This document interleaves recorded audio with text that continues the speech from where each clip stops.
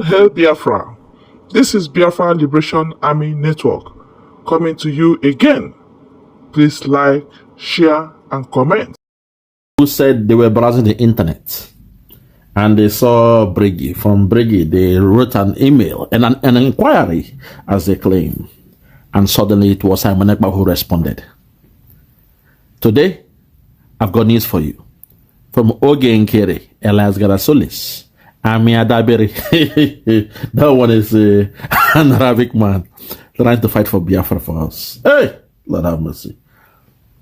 They have been told by Simon Ekpa himself that they should withdraw that case they have against Dr. Ngozi Raboeze and the USB government. I repeat, Simon Ekpa, His Excellency Obatobie Agune Chamber Wakoma, he has asked or he has instructed Oge Nkere, Elias Gerasolis, and Ami Adaberi to withdraw the court case they filed against Dr. Ngozi Raboeze and the USB cabinet. Fellow Biafrans, I brought this news about 2 weeks ago and some people thought I was just talking. Today, I want you to hear from the mouth of our Deputy Prime Minister, where she breaks it down about the instruction given by Simon Ekpa to those ones out there who claim they are in Briggy. Fellow Biafrans, if you're ready, please listen to this. Let me in your ears. Let's go there. Of Biafrans, one other thing I wanted to let Biafrans know is that our Prime Minister have ordered Kabiri, Elias, and Oge Nkere to withdraw the suit they have in Washington, D.C. against my Humphrey and the United States of Biafra cabinet members. The Prime Minister didn't order that suit. The Prime Minister have instructed them to withdraw that suit. It's like they've refused to withdraw the suit. And then Biafra, the question is, who is Elias and Kabiri working for? Oh, dear, madam, you're very, very right. If Simon Ekpa asks them to withdraw and they refuse to do it, they refuse to withdraw the case, then who are they working for? If the Prime Minister of Biafra have instructed Oge Nkere, Elias Gerasolis, a man that was paid $10,000 every month to be our lobby in Washington, but so far he's pop-nosing and coming to the affairs of Biafra, making videos, lecturing us Biafra about our culture. And some of the gullible ones, they were clapping hands for him. They were clapping. Hey, Biafrans. Oyibo man, they always the shekuna. Eh? Oyibo man, they always making a fear. No. Well, most of you are in Africa. That was how they got us to the first place. A white boy who was born in 1996, Elias Garasolis, a baby boy, came and was lecturing you about Biafra, about our culture, and some of you begin clap for him. You appreciated him. What gospel does he know? What teachings does he know? That Nnamdi Kanu has not told us before. You were clapping for a baby boy, a boy born in 1996. How many years? God, well, today, Simon Ekpa has asked him to withdraw that case. He was the one that hired Ami Adaberi. And today, they have refused to withdraw the case. So the question, according to Dr. Ngozi Raboeze, who are they working for? If the big boss, if the Prime Minister say, withdraw that case, and Oge Nkere refused, Elias Gerasolis refused, Ami Adaberi refused. Hey, no, wow. Then who are they working for? Now, what do they work for now? Nigeria. Nigeria. It is clear. Because them suing Dr. Ngozi Raboeze, their intention was to now stop the last chance we have to carry on with Biafra. It's clear. When they picked up Nnamdi Kanu from Kenya, they assumed Biafra was dead. Then came Simon Ekpa. He was giving them the water. They then sent Elias Gerasolis to pretend that he was browsing the internet, where he saw Briggy, and he was pondering, asking himself, when did IPOB become a government in exile?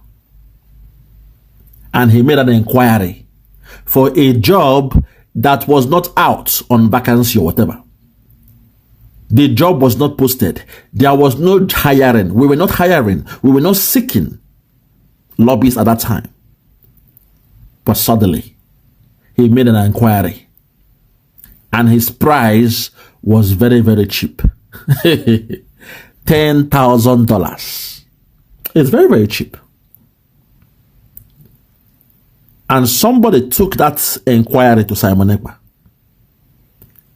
They must have cajoled him and say, this is a big chance. So this man is very, very good. $10,000 is good.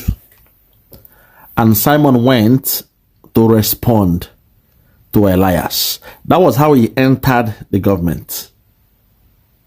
Because if someone said, I was browsing the internet, I did online for Google, I did browse internet. Suddenly, I saw Biafra Republic government in exile.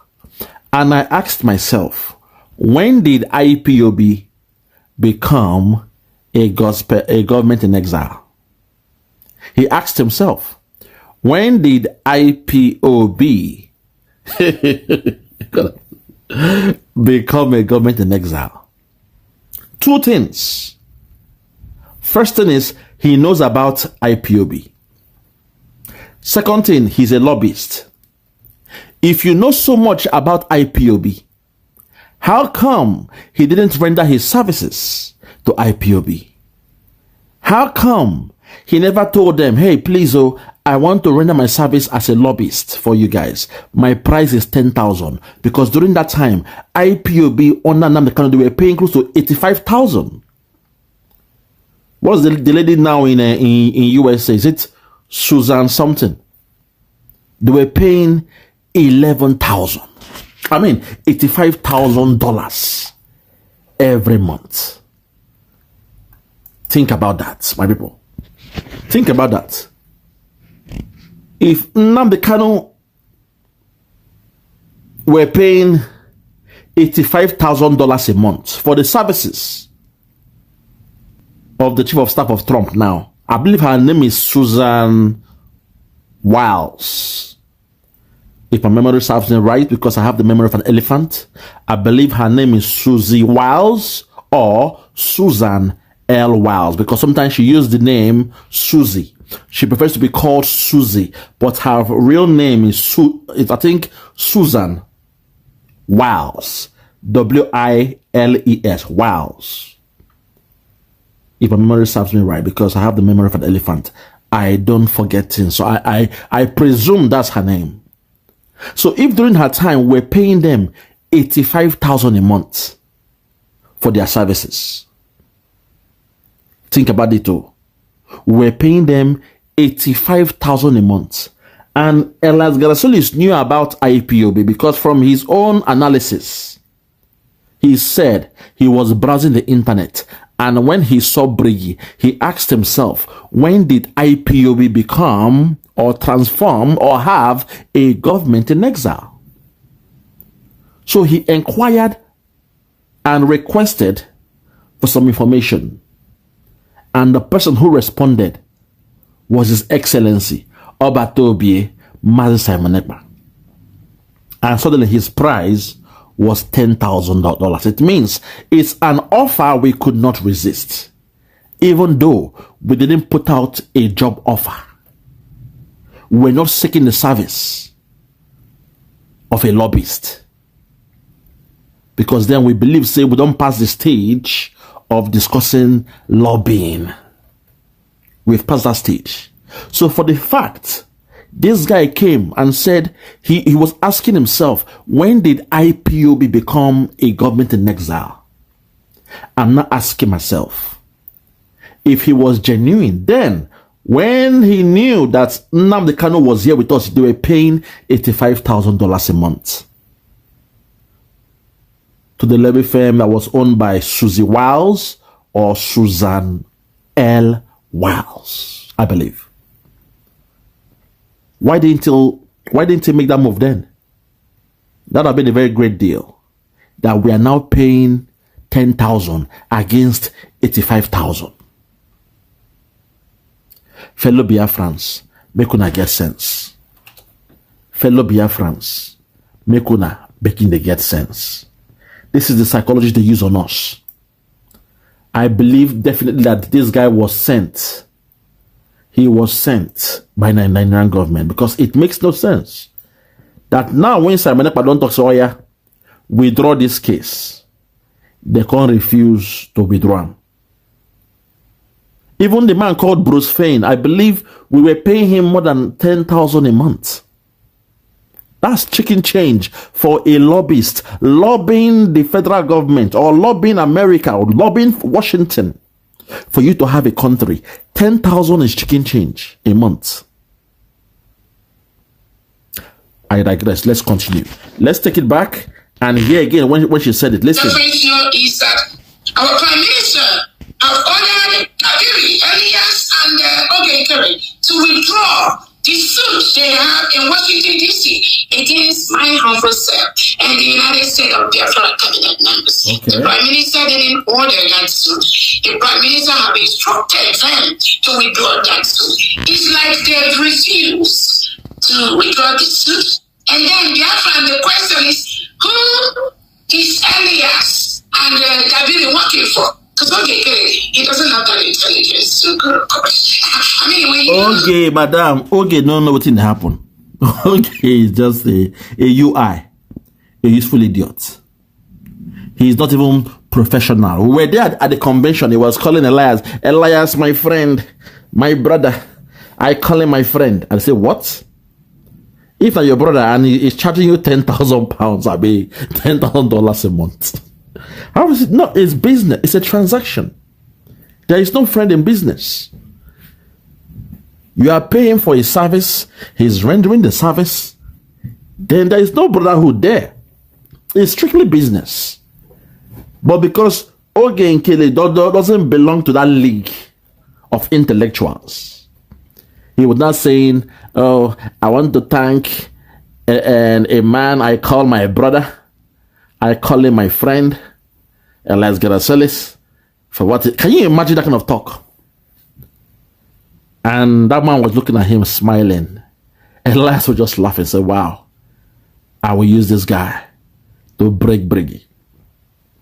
I know they came to him. They came to him, say, okay, Nkere, we have to put a lawsuit against Dr. Ngozi Rabweze. I knew they came to him because according to Vam and the rest of them, when they were in Briggy, they said they were shouting, say Dr. Ngozi Rabweze should be, taken to court or whatever. There was no words from Oge Nkere.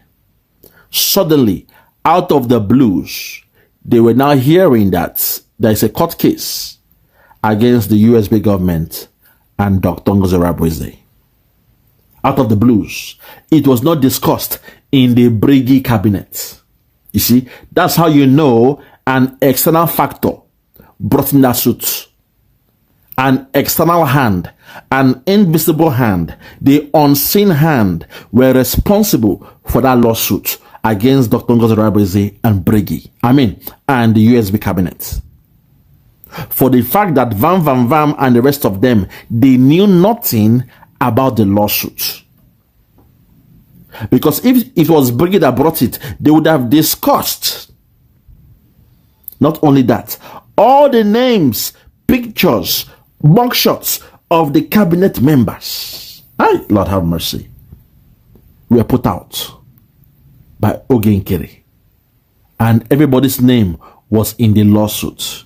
That tells you their plan is to shut down the USB government. Case in point, we know it was Buhari that, kidnapped Nnamdi Kanu. We were giving Buhari the water throughout. But that doesn't mean if we want to sue them now, we will now sue all the ministers in that zoo called Nigeria. It doesn't make sense. You go for those who are responsible. Malami, Buhari, and Lai Mohammed. Those three, they are the main ones. when you get that, that court case served on behalf of Nigeria. You will not say all the ministers with portfolio, without portfolio, you sue them as well. Unless your intention is to shut down a country, to shut down an organization. That's when you will take your time to write down the names of everybody